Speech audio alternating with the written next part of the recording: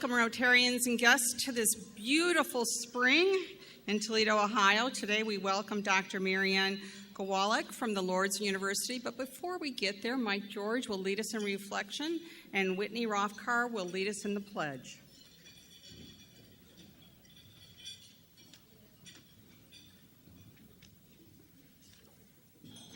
Let us pray. Dear God, we thank you for the gift of education. Let us remember that this gift, like all gifts from you, is to be shared. The beacon of education should shine brightly on the injustices of this world, to illuminate a path for those who are powerless, and to shine the truth on those who would create distortions.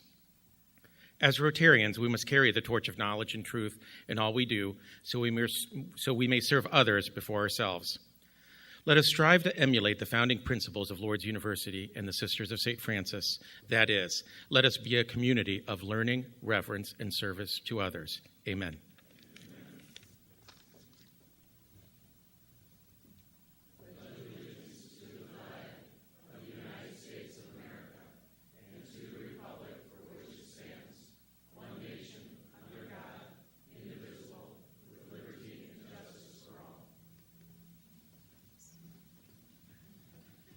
Thank you, Mike and Whitney. Today we have a very full agenda, so stay with us here, folks. I appreciate you all being here. And then special thanks to our sponsor this month, Spangler Nathanson. And again, if you're interested in being a sponsor, please contact the office. Do we have any visiting Rotarians today? I think we have one. Tim, do you have a visiting Rotarian to introduce to us?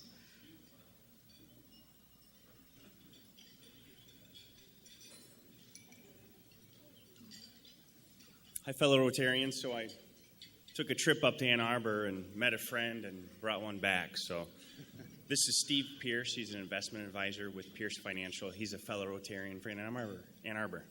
Steve, welcome to our club. Thank you for being Good with to be us. Here. Do we have any guests? Can you bring your guests to the microphones and introduce them, please?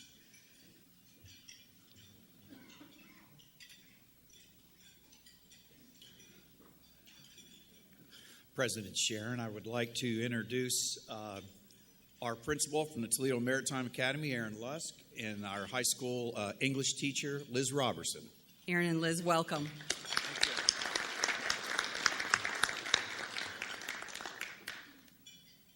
President Sharon, my guest today is Doug Adams Armand. He's the Major Gifts Officer at the Toledo School of the Arts. Welcome, Doug.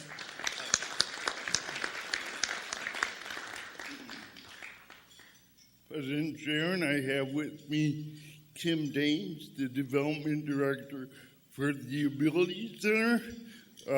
Kim is one of 5 Lourdes graduates we have on staff. Welcome, Kim. Be sure to stop by the guest tables and introduce yourselves. Well, as you know, the orange barrel season has started, and you're all well aware of how difficult it is to get in and out of the park inn right now. I understand from the city that this is going to be a summer-long project, so folks, you're just going to have to exercise your patience. A few weeks ago, we had Team Recovery here. Mike Bell and Sue Martin was very kindly raised the hat, and I want you to know that we raised $1,245 that day to Team Recovery. But I wanted to quickly read you the letter that he sent. On behalf of Team Recovery, I'd like to thank you for your generous donation of $1,246 to our organization. Heroin addiction and addiction in general is terrorizing our community, and your donation will go towards our mission of prevention, treatment, and family support in an effort to provide relief to those who are currently caught in the grips of this horrible disease. In addition, thank you so much for inviting me out to speak to all of you last month. And it goes on for there, but I did want to at least read you part of his message. They were very appreciative. It was a great presentation, and Sue Martin, it was very generous of you to stand up and do that. Well, speaking of good things that happened, certainly all of you that were at our It's a Ball, a fun time was had by all. Certainly want to take a moment here to thank everybody who worked on that committee. So if you worked on It's a Ball, would you please stand? and be recognized for your efforts.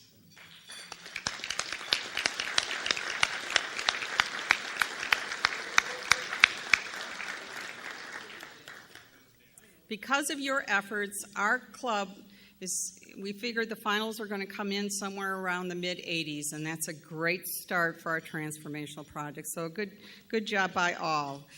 So much work went into that, and we want to make sure that you're recognized for it. And also, of course, we can't be remiss in not recognizing our sponsors who were so generous in their time, talent, and resources. Just a real quick note, this past weekend we did our 1,000 trees. We planted 1,000 trees. There's going to be more about that next week. We'll have some images and that type of thing for you next week. It's just that we've got such a packed agenda, we're going to hold it till next week.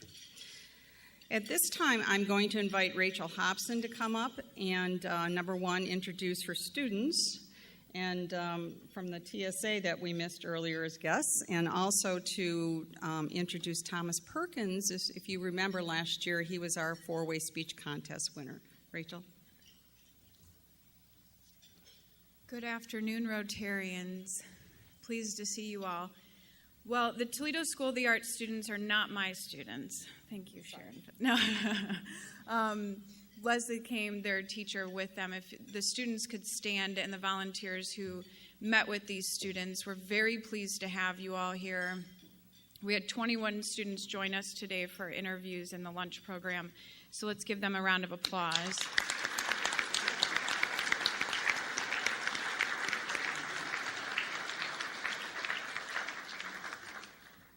We really appreciate the opportunity to get to know all of you.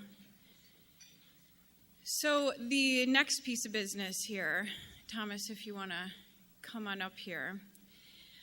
Just a little background, the Rotary four-way test speech contest. It offers high school students the opportunity to share how they apply Rotary's four-way test to a topic that affects their life and relationships.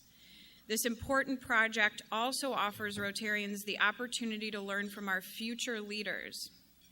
They provide insight that reminds us to take the time to engage with the wise young adults in our lives and offer presence to their perspectives. So last year, Thomas Perkins, this lovely gentleman behind me, he was a senior at Waite High School and a proud member of the Young Men of Excellence. He earned first place in our four-way test speech contest with a speech that applied our four-way test to mental elevation, growing our mind and our thinking. As fate would have it, University of Toledo President Sharon Gaber was speaking on the same day that Thomas delivered his very powerful speech. Before she began sharing the successes that the University of Toledo was having, she stated, "We want you at the University of Toledo."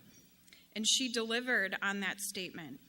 And Thomas did not fail to follow through on his part. Many Rotarians have asked to hear how Thomas's next steps have gone. So please help me welcome him as we hear a follow-up on his journey.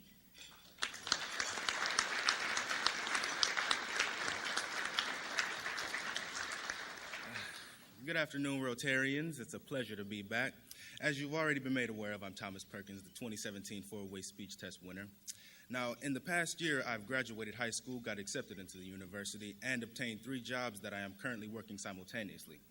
Now, upon my graduation from high school, I received a very unimpressive 1.9 GPA.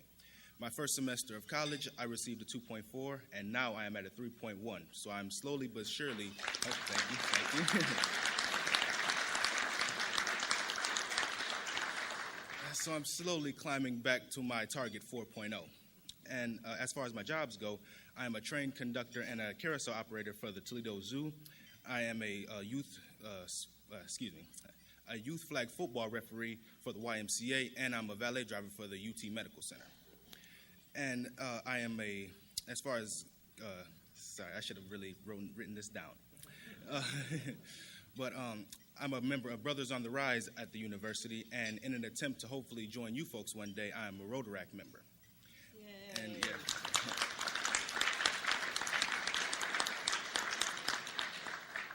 And I also periodically go back to the high school that I graduated from and Young Men of Excellence to give the young boys inspiration and tips on how to be successful in college, telling them how to keep pushing, don't give up, have tunnel vision, don't get distracted, any things like that. And that's pretty much it. I keep my head down, haven't been doing too much, just focusing on my grades, because I don't, this tuition is pretty hefty. That's the only reason I have 3 jobs. But I didn't want to take up too much of your guys' time or mine because I have a class to get to right after this. So thank you for having me. It's a pleasure.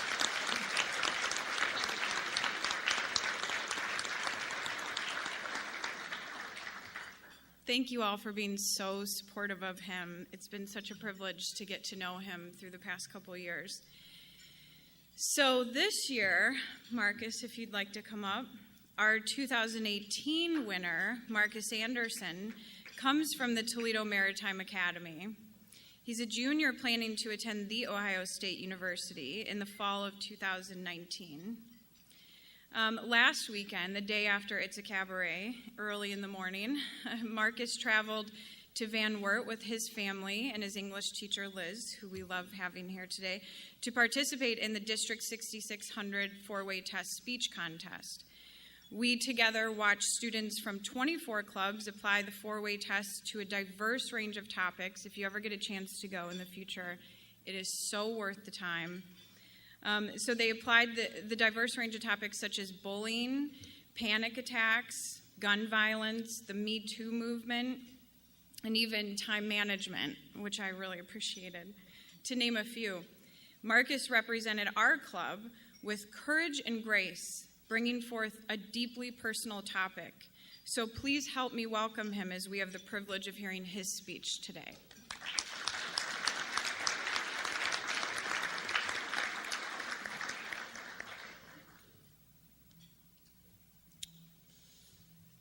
Hello, guys.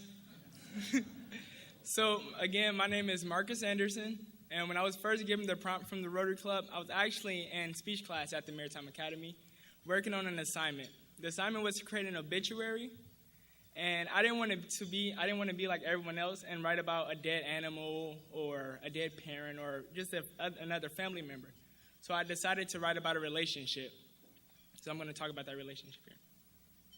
Forgiveness says you are given another chance to make a new beginning, by Desmond Tutu. And with that quote being said, I would never be able to give full forgiveness to Ray. Ray is technically my biological father. Now, some say that me completely ending all of his chances of becoming my dad and earning that title is unfair. Well, it is unfair regarding the situation and everything that's happened, but life's not fair because adult decisions were made and consequences has happened, and this was one of them. The decision to pull the trigger not once, but twice. However, I understood why he did what he did and everything that has happened. So I wasn't completely ending all his chances based on his decisions. But the consequence was an 11-year sentence. The 11-year sentence of a young man's life.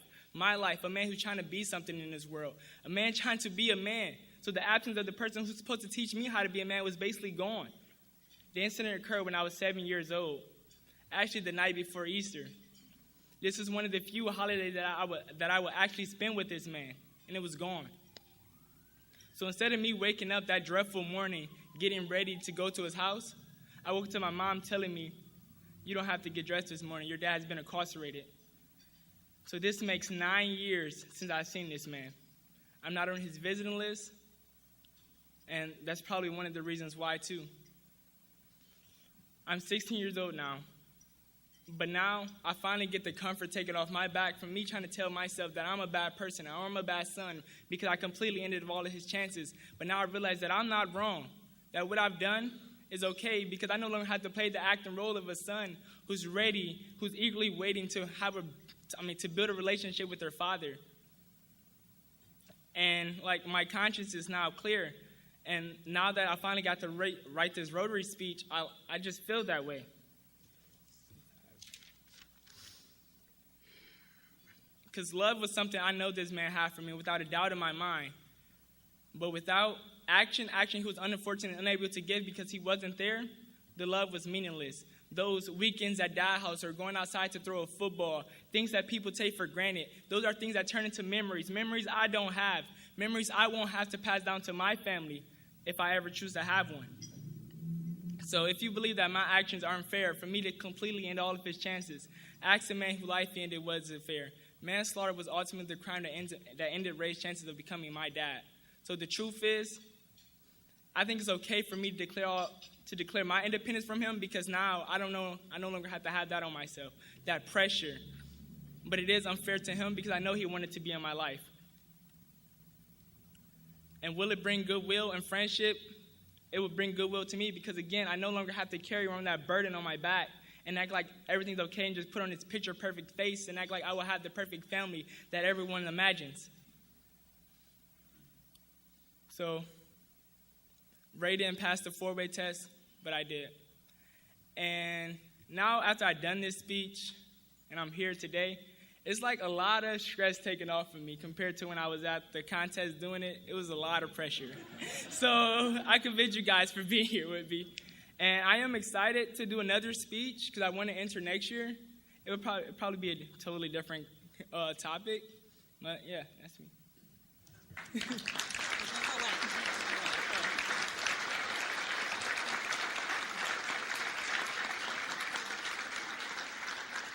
Marcus, thank you for enlightening us, and certainly always find inspiration from these young folks. And as a result of your winning the contest, we have this to help you write that next speech. Thank you.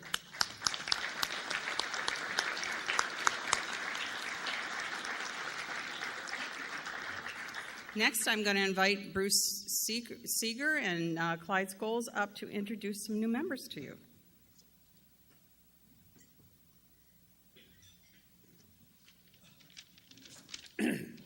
Good afternoon, fellow Rotarians and guests. It's my pleasure today to introduce Shireen Murad into the membership of Toledo Rotary. She is seconded by her mother and fellow Rotarian Hannah Murad. I first met Shireen last fall at the opening night of Rotary Bowling when she came to support her mother, who was bowling in the league for the first time. It didn't take us bowlers very long to realize Shireen's potential, so we drafted her as a full-time sub for the entire season. During this period of time, she obviously met lots of Rotarians, and she learned more and more about what Rotary stands for and what we do. I talked to her again at the Rotary Christmas party when she was a guest also, and I offered to sponsor her into Toledo Rotary, and she even said yes. The reason I mentioned even is because that was after the red wine got spilled on her blouse, and I had a little something to do with that. Or if looking at the 4-way test, I had everything to do with it. It's my fault. But anyway, Shireen's a good sport, and if she wasn't, I wouldn't be doing this introduction here in front of you. Shireen is the director of catering for the Sidon Lebanese Grill and Bakery. And prior to moving back to Toledo in 2017, Shireen owned her own catering company in South Florida with a client list that included Miami Dolphin players and the former owner of the New York Jets. Shireen not only enjoys the challenges of a catering operation, she also has a passion for creating new sauces. 3 years ago, she started a specialty sauce company, and today she has 3 distinct sauces for use on meat, seafoods, dips, and about anything, which she sells online at a very informative website. She is a native of Toledo. She studied at the International Culinary School of the Art Institute of Fort Lauderdale and received a bachelor's degree in international culinary arts. She graduated summa cum laude. During school, she was chosen to compete on a nationally televised cooking competition against other students, and although she did not win, she was offered a job by the host of the show. Shireen enjoys golf, volleyball, and yes, bowling, and she is already living the service above self motto by being involved in many local charities. And I think she's already on a few Rotary committees already. With that said, Shireen's guilty pleasure is housewives shows on Bravo and chocolate cake. And her biggest pet peeve is anyone that judges a skinny chef. They can make delicious food also. Please welcome joining Shireen.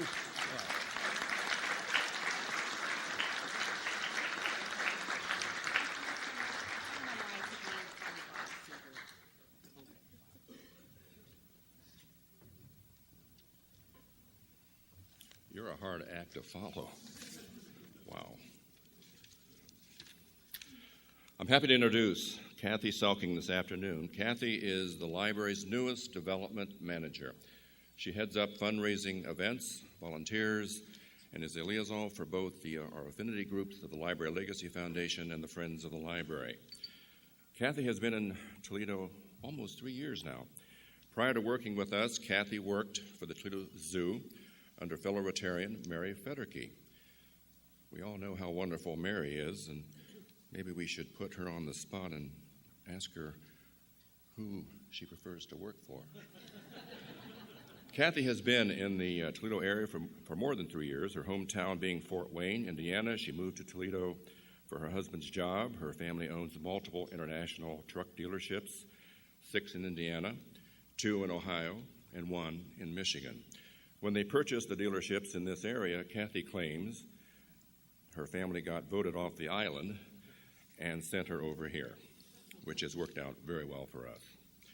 Kathy and her husband Anthony have 2 children, a boy who is a freshman football player at Ottawa Hills High School and a very precocious 4-year-old daughter who rules the roost. Her son, Brendan, recently completed a 3-week program for gifted students in math at Northwestern University.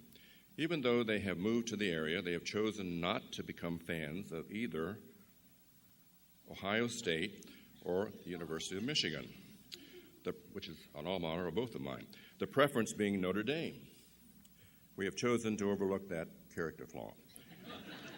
While in Indiana, Kathy was the area director of muscular dystrophy. She had a role, and she was and still is very passionate about that organization. She remains in contact with all of her family she worked with there and still going to birthday parties and graduations for the kids that impacted her life.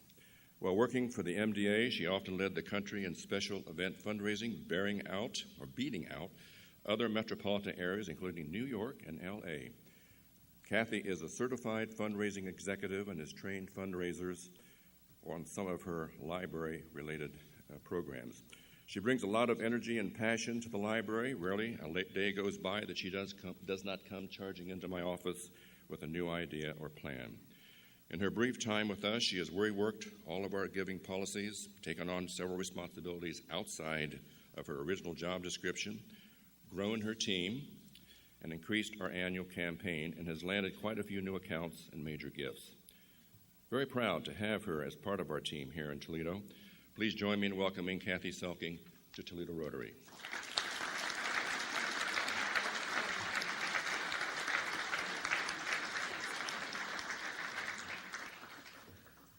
Well, thank you to Bruce and Clyde for sharing the gift of Rotary, and we certainly look forward to Kathy and Shireen getting involved with the club. I know Shireen is already, and Kathy, we look forward to you being involved. I don't know, every time I see Bruce, I call him Bob Seeger. I do that all the time. I almost did it today. I don't know why. Uncle Bob. He says I can call him Uncle Bob. So we have some floor mic announcements.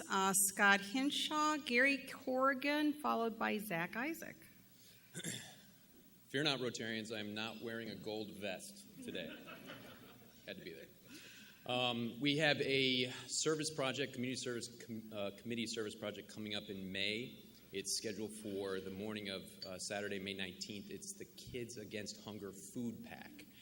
So it's going to be a little bit different this year. We're doing it in conjunction with the district conference. So it will not be at the Anderson's Activity Center as it usually has been. We're doing it in the conference room space of the Renaissance Hotel.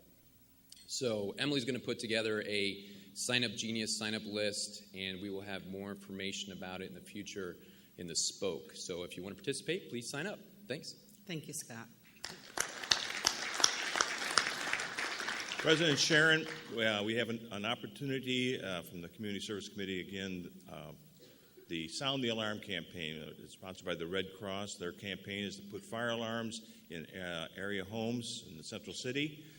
Starting May 5th at Central High School, meet there at 8:30. There'll be lunch, training, and in this area, the Red Cross responds to a home fire on the average of once every 18 hours. So we can save lives if you can learn a skill to put in a fire alarm. So please consider signing up. Emily has a sign-up sheet at the front desk, and we'll save lives, and install alarms. Thank you. Thank you, Gary.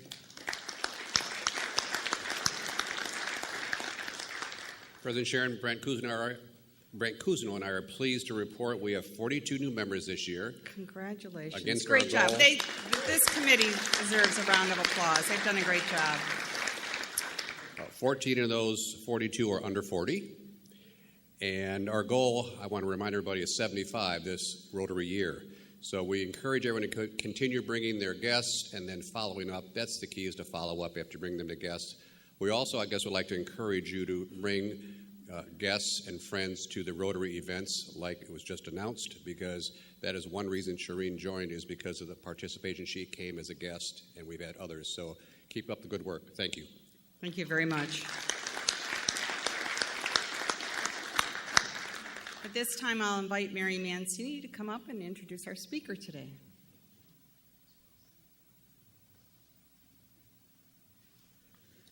I am pleased to introduce Dr. Mary Ann Gawelek as our speaker today. As a proud Ohioan, Dr. Gawelek received her bachelor's degree in psychology and sociology from Franciscan University and Master of Education and Doctor of Education in counseling psychology from Boston University. Prior to her tenure at Lourdes, Dr. Gawelek was the chief academic officer at Seton Hill University in Pennsylvania. While there, she held the rank of professor in psychology and served as vice president for academic affairs and then provost and dean of faculty. As a leader in academia, Dr. Gawelek has spearheaded licensure efforts for mental health counselors and provided counseling psychology programs in multiple states.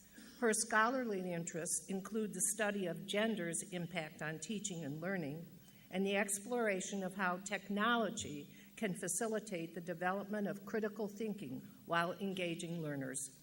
Dr. Gawelek assumed the presidency of Lourdes University in 2016 and is leading the institution as it fulfills an aggressive strategic plan focused on community growth and financial stability.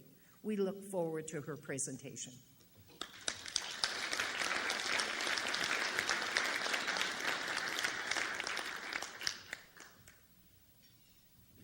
Well, good afternoon, and thank you for inviting me out to spend some time with you. I must say, when you follow gifted student speakers and you hear students be honored in the back of the room, you feel very much at home in an environment. So I appreciate that combination.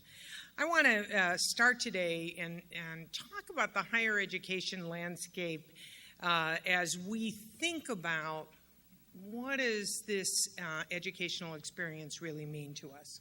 So I am looking to click on here, which doesn't seem to be working, fellows. So I'm going to hope that catches up with me in a few minutes, and I'm going to go without the technology. So when we think about the higher education overall, what we know is, as a culture, we value education. Right? We say that this is a good thing. We honor our students as they come forward. But over time, the culture and in all ways, shapes, and form has begun to question the value and its worth. So there's three real issues that face higher ed, in all sectors. One is the accessibility. Can all students enter into that experience, or are they held out or kept out of that landscape? Secondly, it's affordability. And our first student speaker said to us, oh yeah, I'm working 3 jobs to make sure that I can get that educational experience and keep it moving. And thirdly, outside of education, people have said, what's the value, and can you prove the worth of the educational experience as it moves forward? And when we look at that, it's really, are enough students graduating? Are people progressing? Are things moving forward? Now, when we think of the higher education landscape, we look at three different sectors, and I really want to say you have the opportunity, if you would, to go in the publics. So we heard about some of those publics, the University of Toledo, Ohio State. Those are Research One universities that service students from undergraduate level through the doctoral level. There's state universities that are more focused on master's education and undergraduate education, probably a higher level of importance placed on the teaching and learning experience as a primary fulfillment. And the third part of that sector is community colleges. Then there's the private sector. And I recently have come to understand that I probably shouldn't call it private, but maybe what I should refer to it is as the independent sector. And there again, you have Research Ones, you have Master's Comprehensives. In the private sector, though, what we also have are small independent colleges like Lourdes. And probably about 7,500 of those across the United States, of which about 275 are Catholic institutions. So how do we actually look at that, and how does a student, are things happening here that I'm catching up? Yeah. Okay, we got back in place, but it's still not working from here.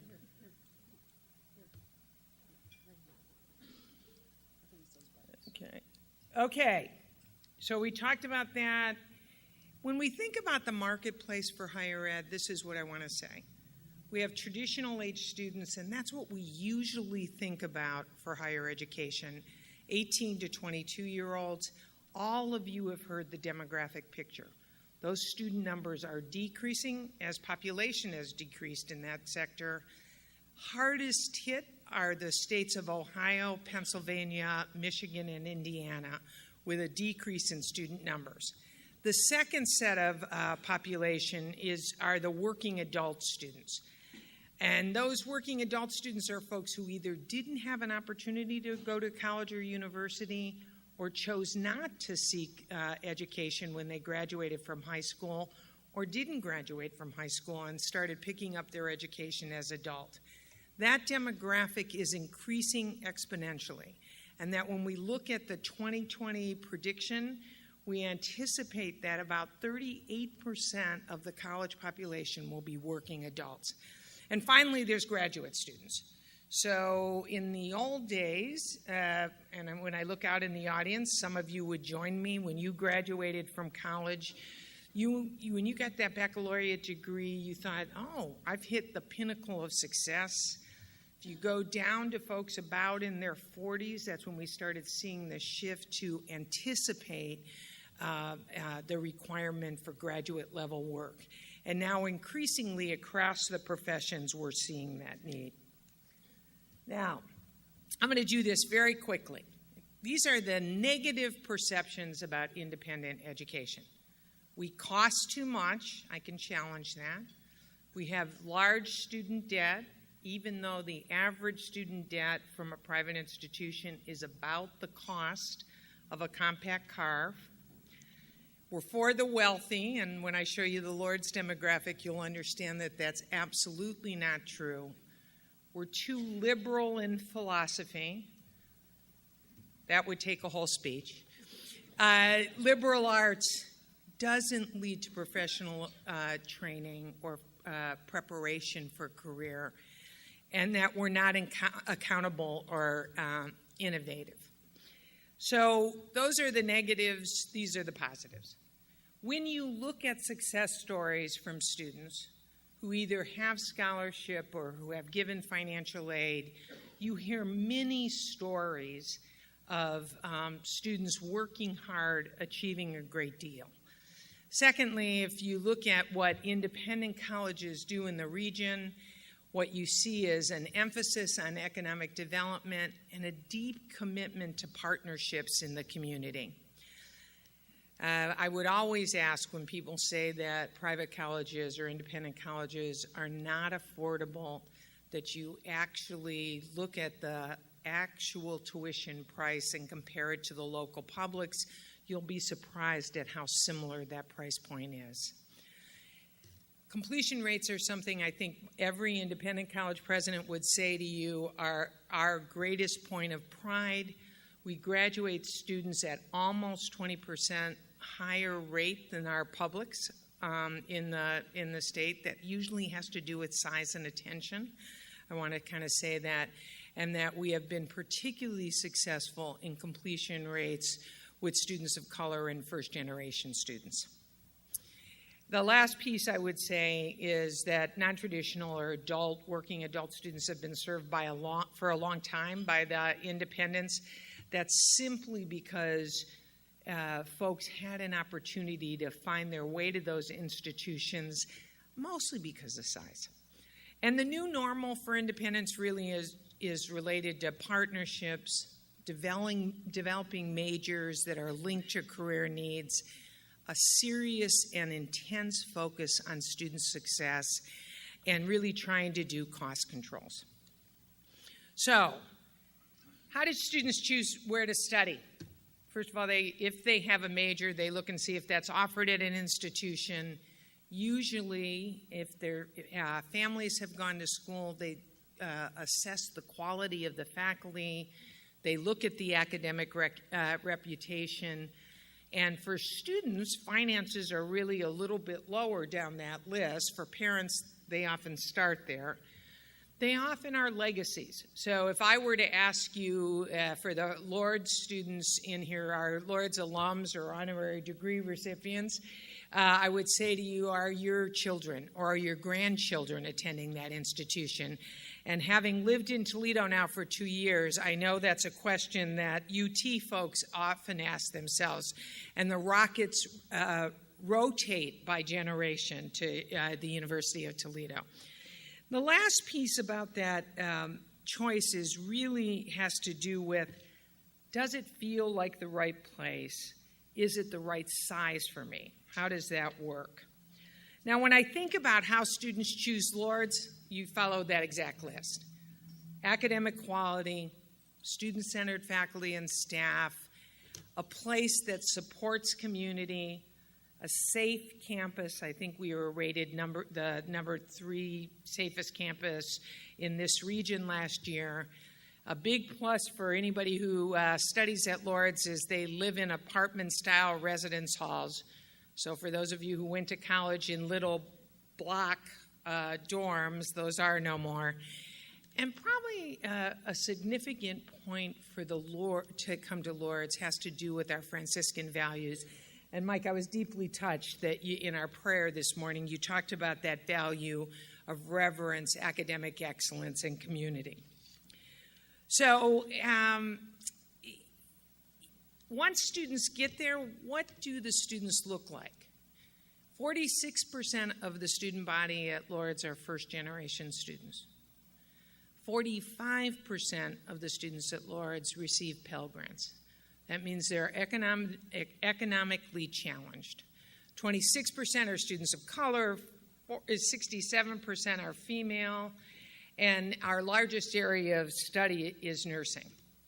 When you add to those facts, you think about Lourdes that while the majority of our students are from the Toledo area, we now have representation from 34 states, Puerto Rico, and 8 countries. Over 100 of our students annually study abroad. For our teacher education and teacher certification programs, students put in 2,000 plus hours annually in the field. For our nursing and clinical programs, the students are putting in 560 plus hours in the field. And we are happy to say that 100% of our nurse anesthetist students on graduation have jobs. You can add to that 97% of our graduates are either in careers within 6 months after they graduate, or they're in graduate school. We have discipline accreditations across the disciplines, and we have partnerships with important organizations across the region. And since I'm looking down at our folks from TPS, you'll notice that those initials are up there. Those partnerships have become critically important as we fulfill our obligation as a university to support our community, both the city and the region. So, I want to talk a little bit about the impact, and I'm not going to go over this line by line, but about 2,000 of our students live in the region after they graduate. So if you think about that, you can see how this breaks out. I'm sure there is somebody in the audience who's going to say to me, why isn't an Ability Center on this list? We update it pretty regularly. And this slide lets me talk about the phrase I hate most in the world, which is the brain drain. Toledo is an incredibly wonderful place to work.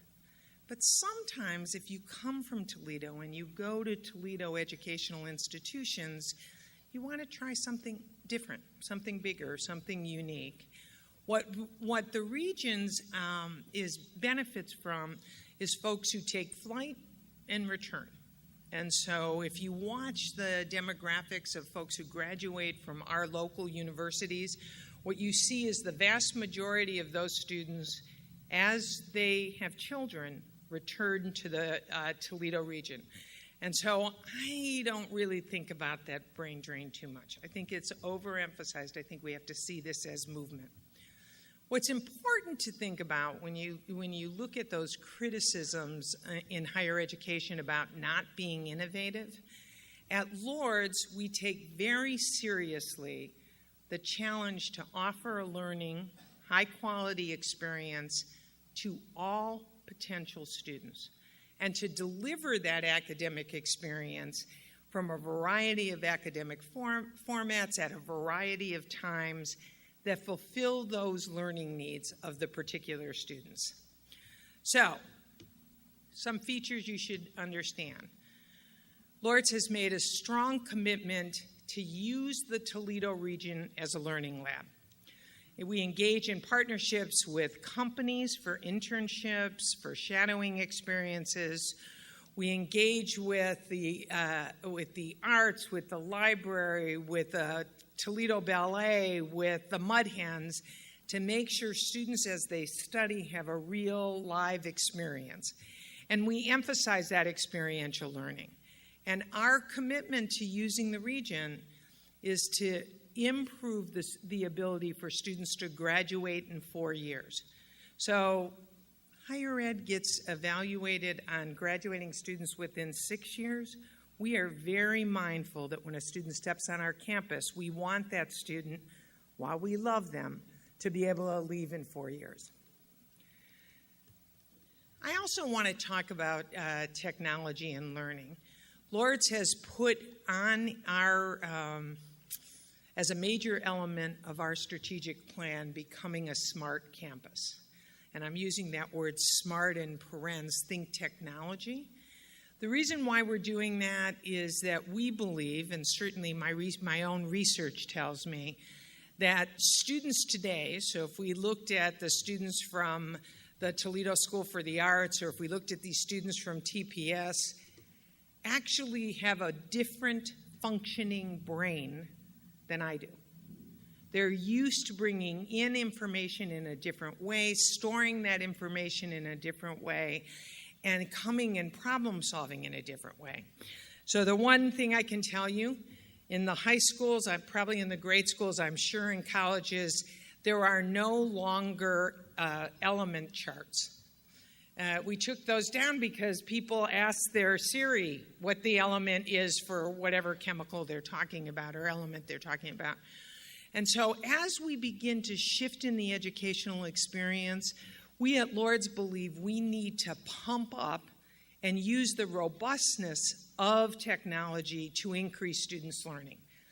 That means that there's no more emphasis on memorization or pure lecturing, but rather what we're asking people to do is take in content, play with it, come up with problem solving, and apply it to things that they might encounter in the field. That will become increasingly important for us, and I believe for the whole culture. When I talk about higher ed, you cannot talk about the higher ed experience without talking about athletics. Some in this room might say, too much on that. I would say it's a part of our culture and our phenomena, and so whether you're a Rockets fan or a Falcons fan, or as I hope, a Gray Wolves fan, we understand the importance that athletics plays in higher education. So Lourdes began its traditional student march about 8 years ago. Since then, we now have 19 varsity teams. I'm going to invite one of your new Rotarians to come out to Lourdes in fall, since we have our inaugural bowling team that's starting this fall for men and women. Athletics plays a particularly important space in higher education. For many students, they're not ready to give up their athletic careers from high school. Some may be good enough to continue playing varsity, but many just want the feel, the pizzazz, the wonder of that athletic experience. So they make the choice to participate as fans, watch. And I can tell you, I believe it's a good thing about higher education to do that mix. And I can say, as a member, Lourdes is a member of the NAIA. You could also be a member of the NCAA, depending on your school. These young athletes, despite what you often hear in the paper, are simply terrific young men and women. And so when I see our softball team go out and do a service project at 8 o'clock after they've been lifting weights for 2 hours before that, I feel a great pride, and I know all of us from the higher education sector would say that about our college athletes. I want to talk about one last thing about athletics. This is a phenomenon that is occurring across the United States and the world. It is called esports. So how many folks in here know or have heard of esports? Oh, we have some gamers in the room. So esports really has competition in various games and programs. Lourdes actually plays League of Legends, StarCraft, and Overwatch as a part of our program.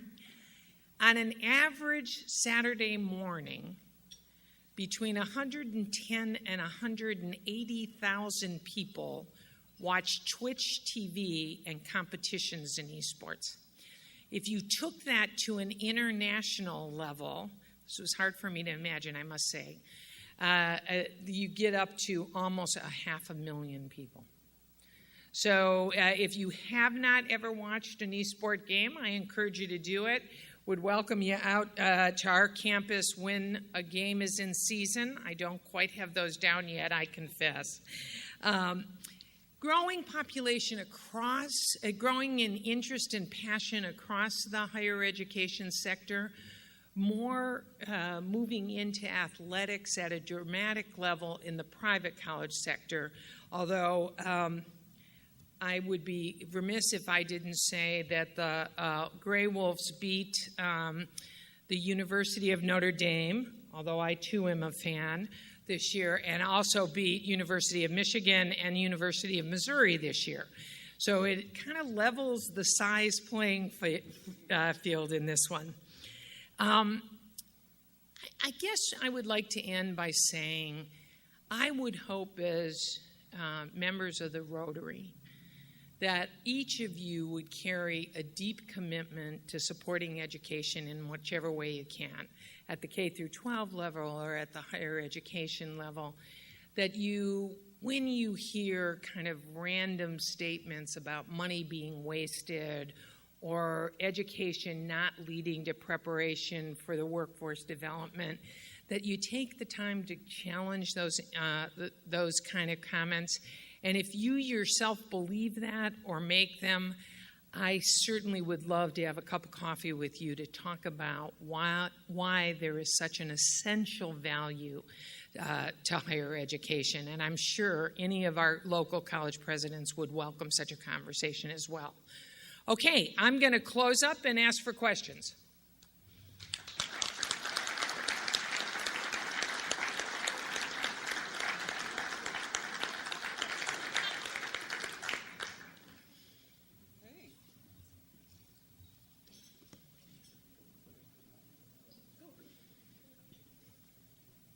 Hi.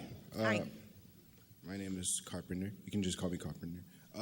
So, when you say the word higher education, do you necessarily mean like college, just college? Or do you just mean delving deeply into like a specific field? And also, when you talk about like the difference between independent and public, do you think there's more focus on delving deep into a field in independent college rather than in public? Like, I just want to know. Okay, so you probably asked one of the most essential questions that we're facing in higher education, right? So when folks graduate from high school, which we keep working very diligently to have our percentages increase, but when folks graduate from high school, when you think higher education, do you think of all of the vast educational opportunities? Traditionally, we've only thought about colleges and universities. As we have advanced in how we educate, so if you think about online education, you think about technology, when you think about the huge amount of educational opportunities there are in manufacturing and other workforce development, I think we're beginning to include that in, I don't know if you would call it higher education or beyond K through 12. So I think we need to expand what that means. And if I were really going to challenge us, I would say as a culture, we have to stop thinking primary, secondary, college life. We have to start thinking primary, secondary, college, and or further skill development, and life being an opportunity for ongoing learning. The question about what I think about independence or publics, this is what I would say. It is critically important that the student find his or her place that feels right. So I would love to say that every student who is coming out of high school should come to Lourdes. That would absolutely be a bad thing for every student. There are some students who need a smaller, close-knit environment. There are some students that long to be, as our young colleague who spoke about going to the Ohio State, want to be in the rabble-rousing numbers, just the excitement of 40,000. Does that make sense? Yeah. Okay. Thank you.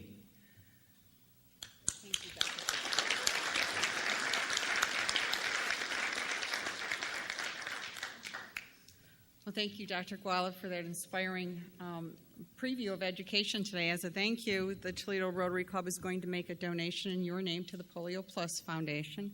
And we have this Historical Tales of Toledo for you, written by one of our Rotarians and underwritten by one of our Rotarians. So thank you very much.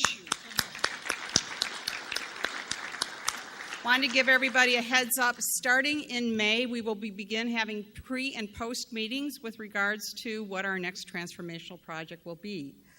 Our next meeting is going to be on MESA, Medical Equipment Supplies Abroad, next Monday. So some of our own Rotarians will be speaking in that one. And then we do have some meetings immediately following our meeting today. We've got Community Services in the Waynesfield Room, new member, North Cape, and Youth Exchange in the Presque Isle. Certainly thanks to our TRAV team for keeping us going. And we do have a moment, so Chuck, how about a chuckle today?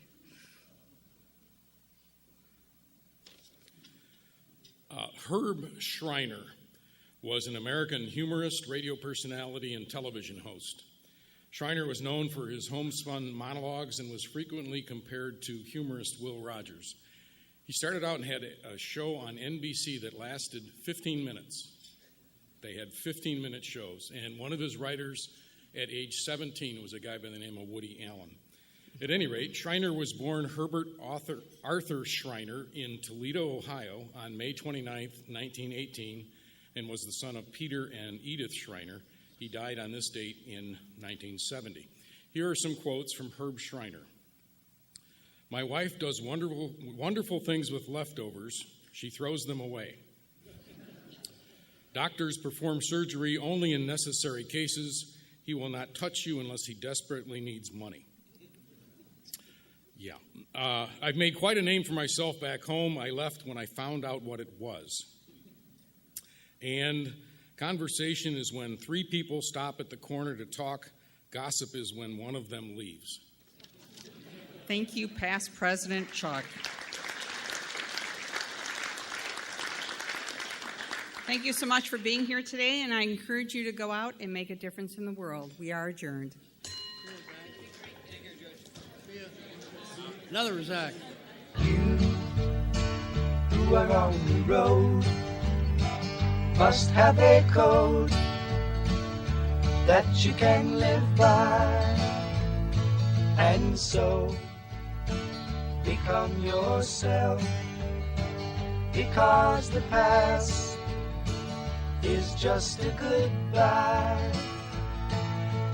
Teach your children well. Their father's hell did slowly go by, and feed them on your dreams, the one they picked, the one you know by. Don't you ever ask them why, if they told you you would cry. So just look at them and sigh, and know they love you. Don't you ever ask them why, if they told you you would cry. So just look at them and sigh.